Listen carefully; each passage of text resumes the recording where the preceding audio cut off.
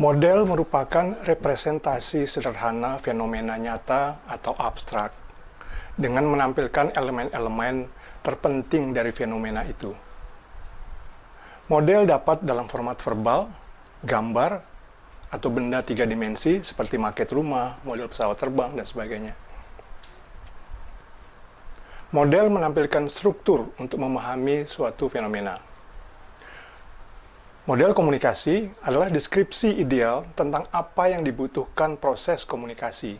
Ini menurut Sereno dan Mortensen.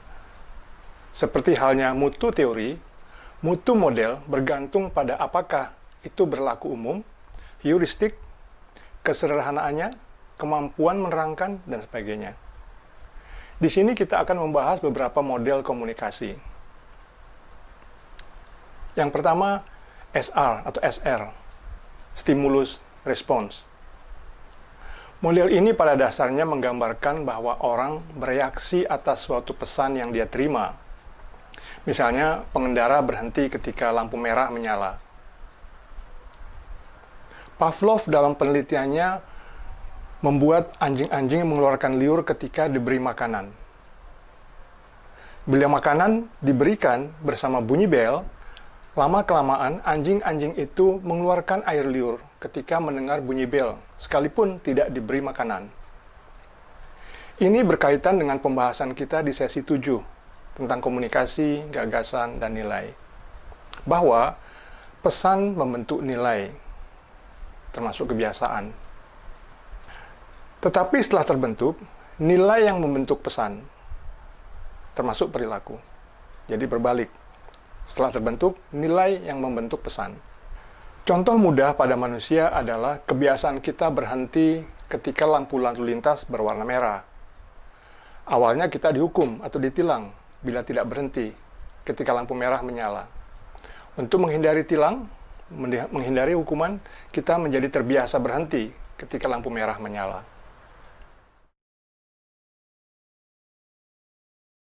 Model Aristoteles dianggap paling klasik, disebut juga sebagai model retorika.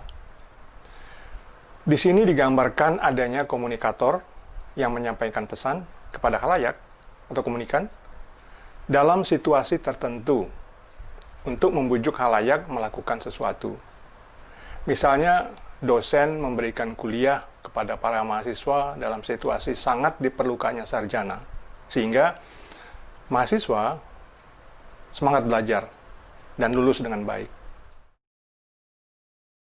Model Laswell diungkapkan dalam satu kalimat yang terdiri dari 5 komponen. Who says what, through what channels, to whom, with what effect. Atau, siapa mengatakan apa, melalui media apa, kepada siapa, dengan efek apa. Jadi kita lihat bahwa menurut Laswell, ada 5 komponen komunikasi, yaitu komunikator, pesan, media, komunikan, dan efek. Sebagai contoh, penjual memasang iklan di televisi bagi masyarakat untuk membeli.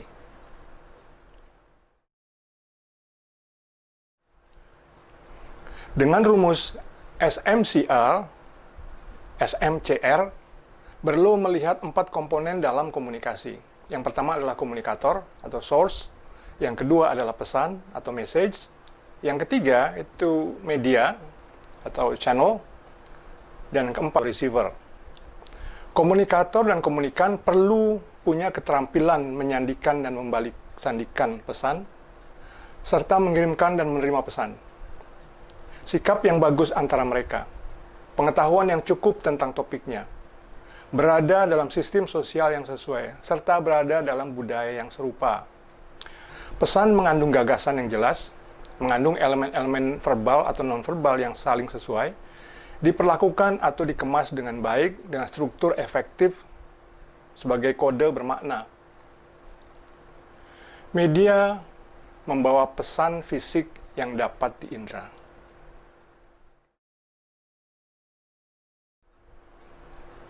Model ini juga disebut sebagai model matematik. Shannon adalah ahli matematika dan elektronik, sedangkan Wever seorang ilmuwan. Mereka menerangkan bagaimana komunikator menyampaikan pesannya melalui telepon, radio, atau televisi. Misalnya dalam kasus radio, komunikator menyampaikan pesan dalam bentuk suara yang lalu disandikan oleh pemancar menjadi gelombang elektronik. Gelombang itu ditangkap oleh pesawat radio penerima yang kemudian membalik sandikannya kembali menjadi suara yang dapat didengar oleh komunikan, oleh pendengar. Perhatikan bahwa menurut model ini, proses penyandian dan pembalik sandian dilakukan oleh mesin, bukan oleh manusia. Dalam perjalanan antara pemancar dan pesawat radio, gelombang elektronik dapat terganggu oleh draw atau noise, oleh cuaca buruk.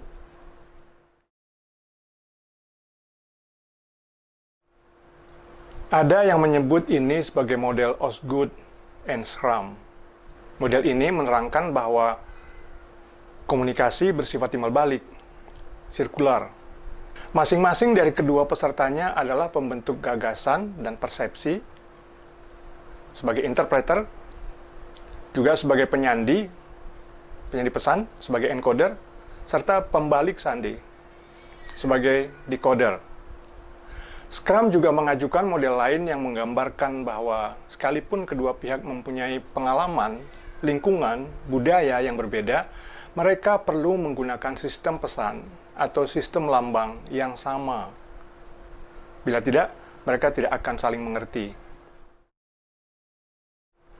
Gerbner menampilkan model yang tampak rumit, tetapi sebenarnya mudah kalau kita paham pembahasan tentang proses pembentukan persepsi dan gagasan.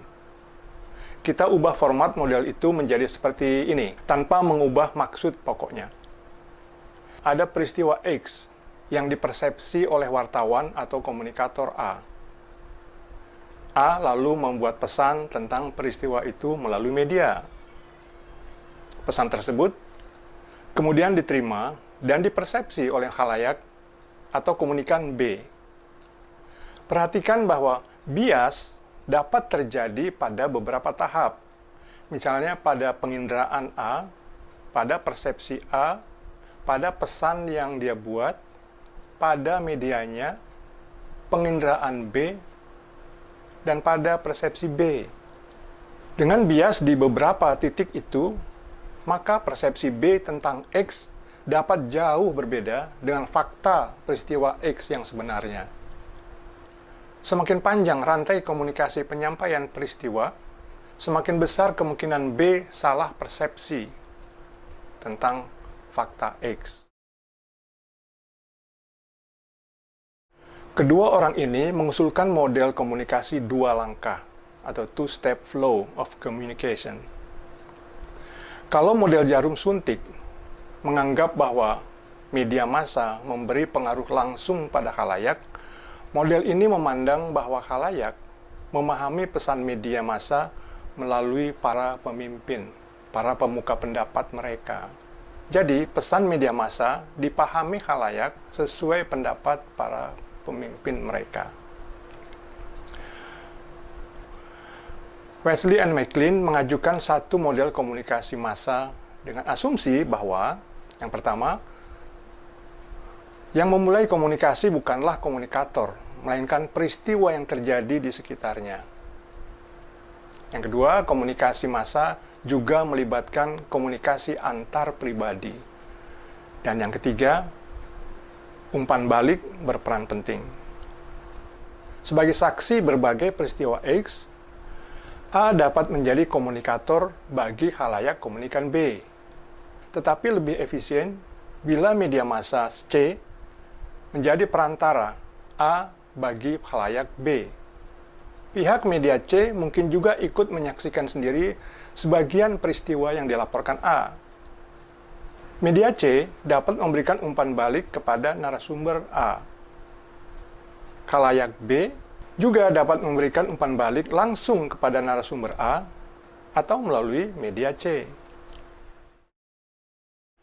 Dan mengusulkan model helix yang bentuknya seperti spiral keong. Ya. Pada dasarnya model helix ini ingin menggambarkan bahwa begitu dilahirkan manusia mulai berkomunikasi. Dan kemampuan manusia dalam berkomunikasi semakin lama semakin luas bersama bertambahnya usia karena bertambahnya pengalaman. Kemampuan dalam hal ini berkaitan dengan pembentukan gagasan serta penggunaan pesan dan media. Menurut De Vito, komunikasi terjadi ketika dua atau lebih orang saling mengirim dan menerima pesan melalui media yang terdistorsi oleh derau, oleh noise, terjadi dalam 4 konteks dan menimbulkan efek. Konteks fisik berkenaan dengan cahaya, dengan suhu, dengan angin, dan sebagainya. Konteks waktu dapat misalnya pagi hari ketika semua orang sedang bersemangat, atau petang ketika semua orang sudah lelah. Ya. Konteks budaya berkaitan dengan nilai-nilai kolektif seperti bahasa, sopan santun, dan lain-lain. Konteks sosial psikologi dapat berhubungan dengan suasana hati. Pada sesi 8 dan juga 7, kita membahas kepribadian dan budaya, yakni nilai-nilai yang mendasari pembentukan gagasan dan persepsi. Model Gadikans dan Kim ini menggambarkan komunikasi dua arah antar budaya, atau lebih tepat, antar pribadi dengan nilai-nilai atau budaya yang berbeda. Keduanya adalah mitra yang menjadi komunikator dan sekaligus komunikan. Artinya, masing-masing menyandikan pesan, dilambangkan dengan E, encoding, sekaligus membalik sandikan pesan, dilambangkan dengan D, decoding. Masing-masing mungkin dipengaruhi nilai berbeda, karena perbedaan budaya, seperti bahasa dan cara berpakaian. Juga perbedaan sosial budaya, seperti cara bersikap antara pria dan wanita misalnya. Juga perbedaan psikobudaya, seperti egoisme dan stereotip. Selain itu, mereka juga dipengaruhi lingkungan yang sama ketika sedang berkomunikasi, seperti kondisi ruangan, acara pertemuan, dan sebagainya.